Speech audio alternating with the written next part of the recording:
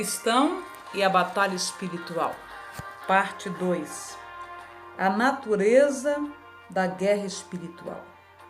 Efésios 6,12. Porque não temos que lutar contra a carne ou sangue, mas sim contra os principados, contra as potestades, contra os príncipes das trevas deste século, contra as hostes espirituais da maldade nos lugares celestiais. Somos informados a respeito da natureza da batalha espiritual. Sendo a batalha espiritual, a guerra ela é espiritual, porque os inimigos também são espirituais. E por isso somos instruídos a não lutar contra a carne e o sangue.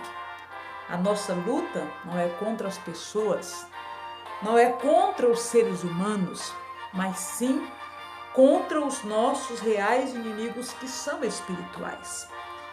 Os nossos inimigos espirituais são bem organizados e a Bíblia descreve o exército maligno organizado em hierarquias, a qual a primeira são os principados, depois vem as potestades, depois os príncipes das trevas deste século, e por último, as hostes espirituais da maldade.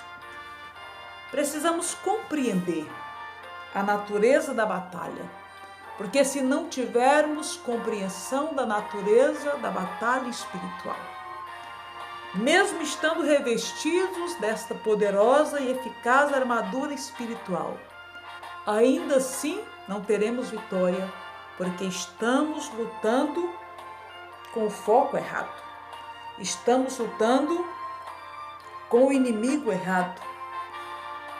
É mais fácil enxergarmos as pessoas como os nossos inimigos, porque elas estão diante dos nossos olhos. Porque, na verdade, o inimigo das nossas almas, como a Bíblia diz, ele é astuto, ele é sutil. E para ele operar, para ele agir, ele precisa de um agente humano, ele precisa de um homem, ele precisa de uma mulher, ele precisa de um ser humano para operar as suas obras.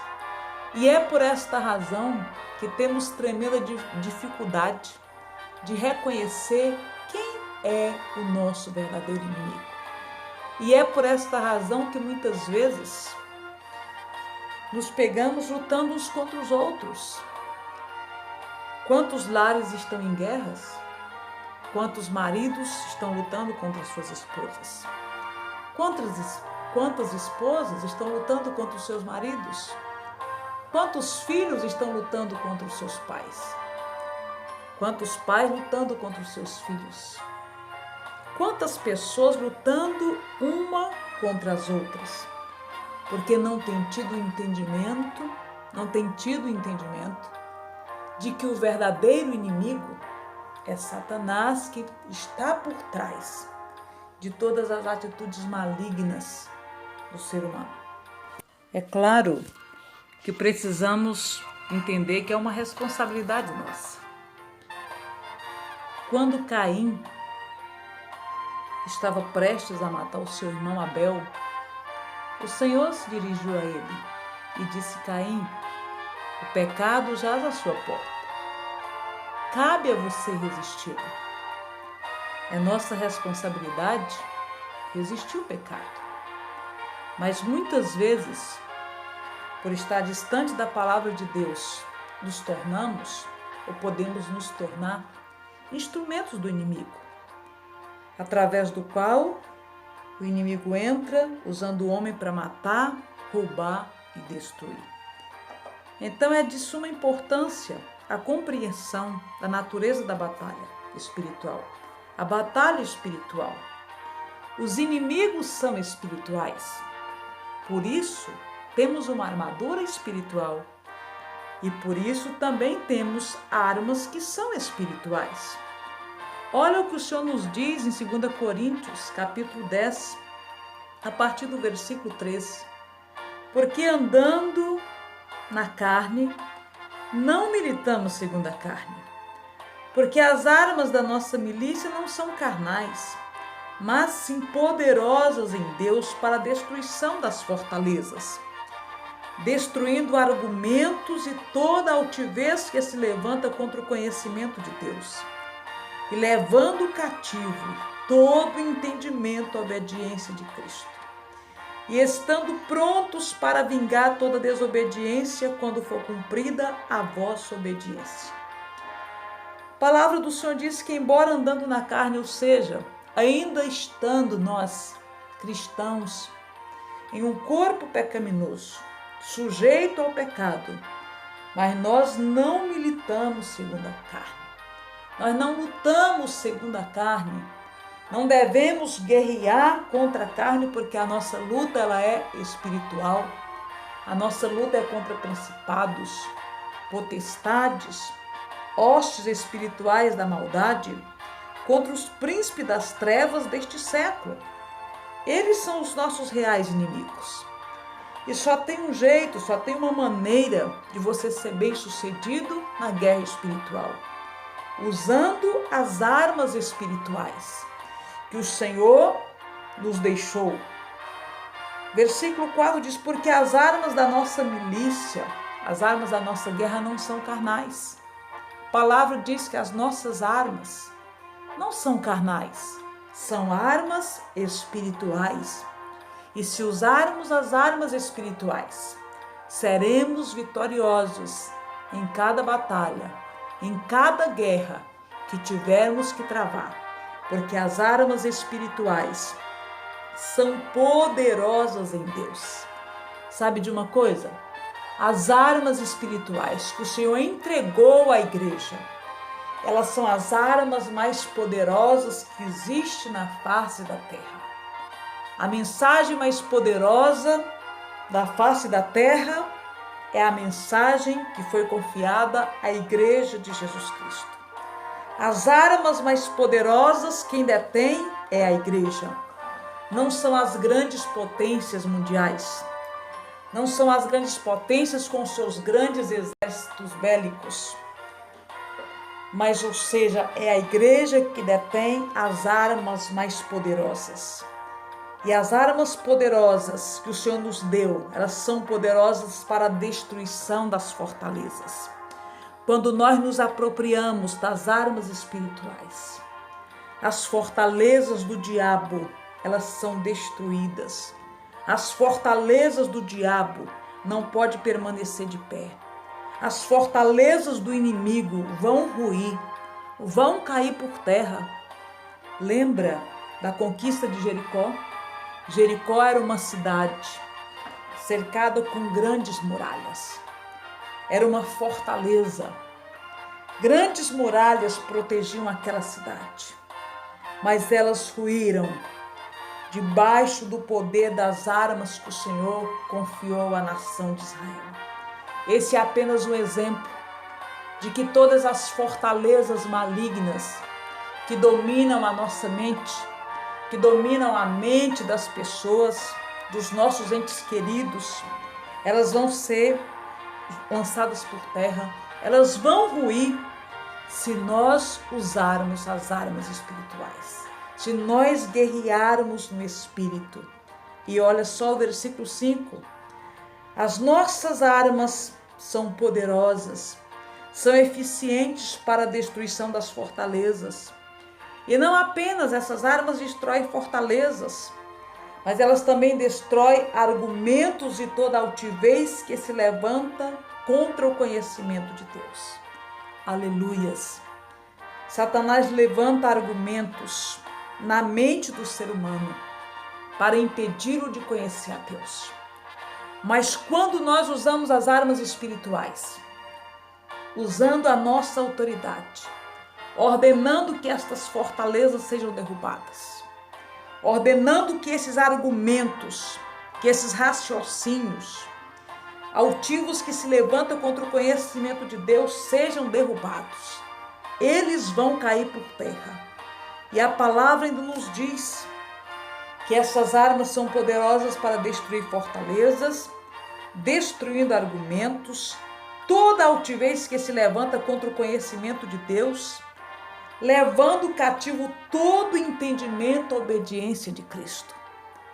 Nós temos armas espirituais que são poderosas, que são eficientes, para até mesmo levar cativo todo entendimento à obediência de Cristo. Precisamos entender que a batalha espiritual ela começa na mente do homem. Toda batalha é travada em primeiro lugar na nossa mente. A mente é o campo de batalha e por isso nós precisamos aprender a usar as armas espirituais. Você conhece alguém que você ama? Com certeza você conhece, você tem pessoas que você ama, mas que é resistente ao Evangelho, que não gosta de ouvir a palavra do Senhor. Sabe qual é a razão?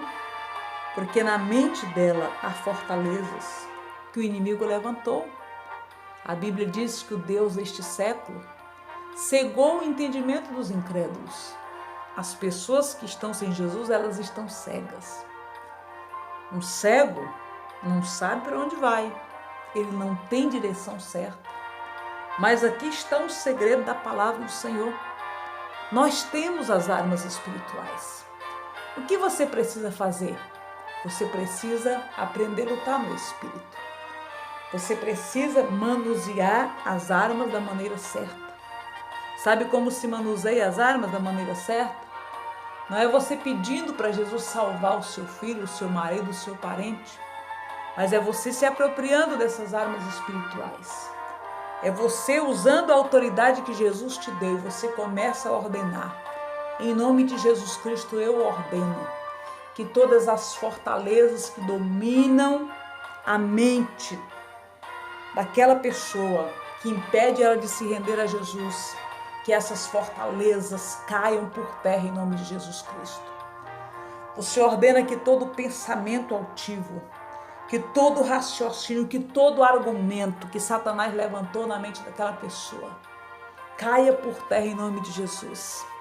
E persevere nesta oração e você verá a vitória do Senhor na sua vida, na sua casa, na vida daqueles que você está orando. Sabe de uma coisa? Muitas vezes nós oramos sem entendimento. Quantas vezes essa é a nossa oração? Deus, salva minha família. Deus, salva meu amigo. Salva meu filho. Salva fulano, salva Beltrano. Tudo que o Senhor tinha que fazer para salvar a humanidade, Ele já fez. Foi enviar Jesus Cristo para morrer naquela cruz, no nosso lugar, para perdoar os nossos pecados. E quando o homem se rende a Jesus, ele recebe a salvação. Agora, o que é preciso é que as pessoas precisam receber a Jesus como Salvador. Mas elas só vão receber a Jesus como Salvador se os argumentos, se os raciocínios, se os pensamentos altivos que se levantam na mente dela, colocados pelo inimigo, forem derrubados por terra.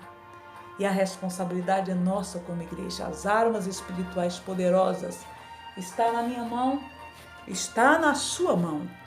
Agora você precisa usar a autoridade. Sabe de uma coisa? Jesus diz assim: eis aí vos dei poder e autoridade. Jesus ainda nos diz que no nome dele nós vamos expulsar os demônios. No nome dele nós vamos impor as mãos sobre os enfermos e eles serão curados. No nome dele nós iremos ressuscitar os mortos. Você consegue entender o que Jesus está dizendo para nós? Você vai liberar a palavra, você que vai dar a voz de comando, e Jesus ele vai cumprir, porque ele autorizou a você, ele autorizou a mim a ir no nome dele e curar os enfermos, expulsar os demônios e ressuscitar os mortos e limpar os leprosos e anunciar as boas novas. Quando nós nos posicionamos conforme a palavra do Senhor nos instrui, nós veremos os resultados, porque a palavra de Deus é fiel e verdadeira. Então deixo aqui essa orientação da palavra do Senhor para você. Tome posse das armas espirituais.